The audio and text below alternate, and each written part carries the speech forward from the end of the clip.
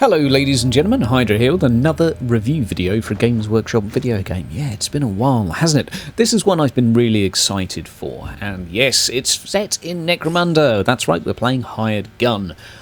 This is an FPS, and perhaps more of a floaty FPS within the FPS genre, something akin to Doom or Unreal Tournament. Hey, it's going to speak for itself by the time you've watched me bouncing around maps for a few minutes. Your character has augments, they have, well, what could be considered powers for those who aren't familiar with canon. It may be something akin to throwing lightning out of your hand or crushing enemies with your fists with various cybernetic enhancements. This game is a absolute gem of 40k canon and contains a lot of locale. It contains a few of the general houses within Necromunda, so you'll see Goliath, you'll see Orlok, you'll see Escher, and of course you'll see Mastiffs, Ogryns, and the occasional Amble, and a couple of other things as well which I don't want to spoil for you. On that note, I will be trying to avoid any spoilers within this because, well, I think you should enjoy the story for yourself. The actual game is comprised of about 16 core missions which form a campaign, and there is a narrative that runs along through and some plot that comes along with. I found it satisfactory, although I don't think I will be remembering exactly what happened in about 2 weeks' time. There are a few side missions in between which I would say resemble randomly generated dungeons. These are slices of maps that you have already played, and a random objective is placed within that you need to achieve. This could be capture and hold, it could be assassinate, it could be defend.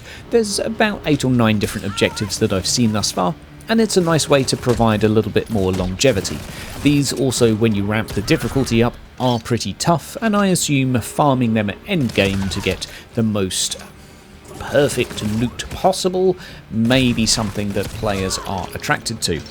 There is also a score that is given for your performance for each of the central missions, so I think the replay value of this game is really going to be in trying to achieve the maximum score and results for each of the available campaign missions, which yes, you can replay, as well as achieving decent results in side missions. Thus far, I'm not aware of any other sense of endgame, but it's been enough for me to put about 20 hours in thus far, and I would say I've probably got another 20 in me before I kind of wait for some DLC or something else to come along.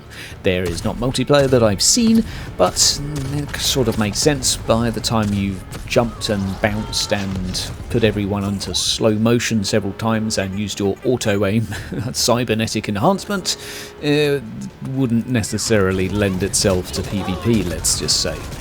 So the actual game itself, let's talk about the aesthetics here. And firstly, the game has done a fantastic job of actually bringing Necromunda to life visually. There are some absolutely fantastic maps. Verticality is absolutely present in almost every map. There are occasionally tight, narrow corridors, but I would say a good 70% of the time you're in these vast, open, mechanical expanses, riding on trains that are heading from one part of the hive to the other, things that are absolutely colossal in nature and really remind you of the sheer scale of a hive city. It's absolutely brilliant. In terms of enemy variety, we have Goliath, we have Escher, we have some surprises, we have Orlok, and the variety really comes from the fact that some have shields and some don't, and each of them have different weapons which will behave slightly differently. You generally don't want to be hit by a missile that is being fired toward you by a grenade launcher or rocket launcher. Occasionally some will have laser dot sights. Generally speaking though, it's going to be a repeat of point and shoot. There are Ogryns as well that help to provide a little bit of a break-up in terms of gameplay, as you have to deal with these slightly differently, doing a little bit more dodging, ducking, dipping, diving and dodging. There's also Ambles and a few other creatures which do provide a little bit of a break-up of combat pace from time to time. There are also bosses, and I would say each of them are fairly unique in terms of their mechanics and attack patterns. All in all, there's about 4 or 5 of them, I would say, and each of them are pretty reasonable to fight. The actual missions take the format of, let's say, heading from A to B, occasionally with the token objectives you would expect in this sort of game. Blow up 5 things within this room, collect 5 batteries and put it in a generator before you can move forward. Occasionally it does get a little bit repetitive, feeling like, hey, I found batteries on the last one and shoved them in a generator, and now you've got me doing this again. But for the most part, the central campaign is not that repetitive. Now, what I would like to do now is jump into the actual main arena and show you our central base, Martyr's End. And yes, that's right, a plasma gun in my hand. Yeah, I know it's got an ACOG on it. Look, I chose this, okay, and that's one of the things we're going to be talking about here. Customization, because I bet you're curious, and you can do a hell of a lot. Let's start with the Rogue Doctor. Now, we'll look at my actual cybernetic enhancements that are on my own body. This is me, I look very nice. Character customization, I would say right now, in terms of visual aesthetics, you have about 12 to 15 different character avatars to pick from. You cannot customize your face otherwise. Now, as to whether or not you're happy with that, I'll leave that with you. So here are our various body parts that we can upgrade. You can see we have credits, and these are, well, fairly self-explanatory when you look at each one. I like Cerebral. I think it's great because the overall levelling up gives you extra exploration bonus, better loot, bonus critical chance too, also very nice. And I like Perfect Aim and Heightened Senses. Perfect Aim means when you aim, you effectively do a lock-on, and the nice thing is for each one you get a little video and you can see exactly what it does. I love it because my aim is generally like a potato, and if you have a very high-powered, inaccurate gun, it's a real gem. Heightened Senses 2 is very handy, puts everyone on slow motion. You have Auto Ray, which is kind of like X-ray vision. And then we have a bunch of other things as well. You can go for extra health. You can go for health regen that happens when you kill people close up. You can see the body sort of gets the body's blood gets absorbed into you, which then regens your own health.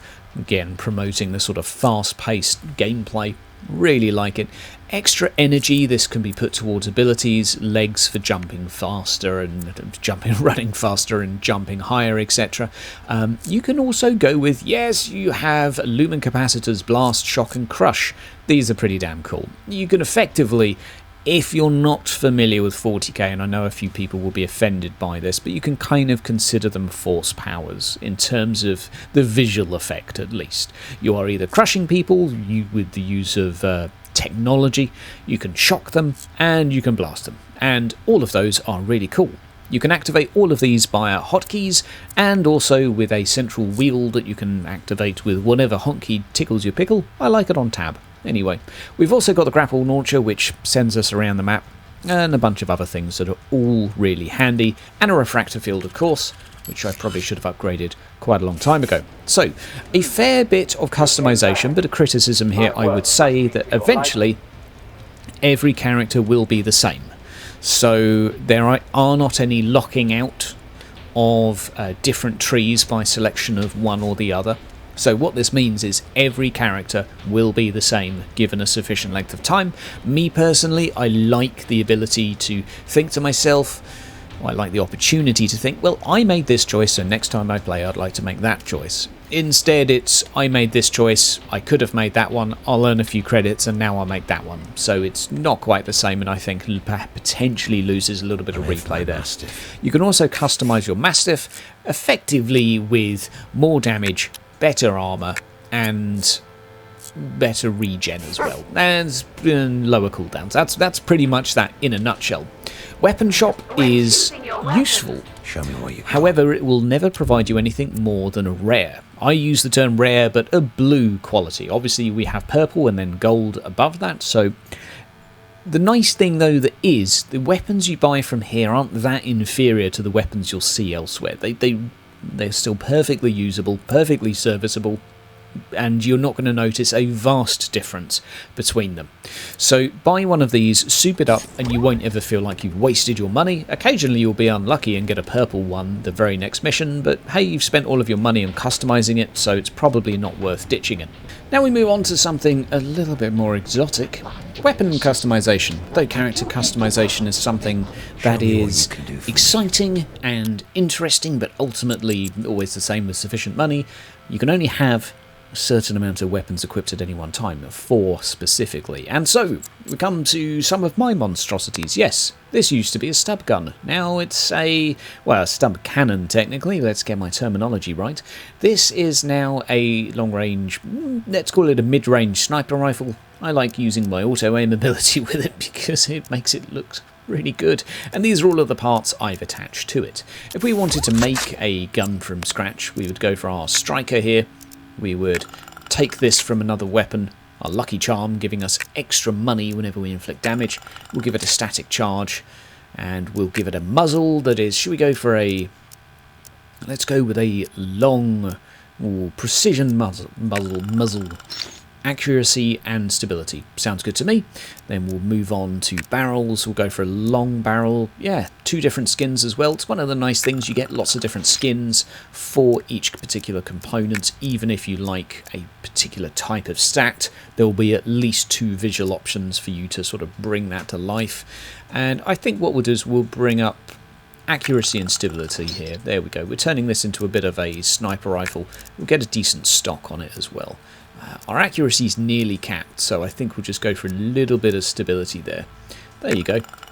A Merc stock, and then I think we can just finish that off with maybe a better magazine.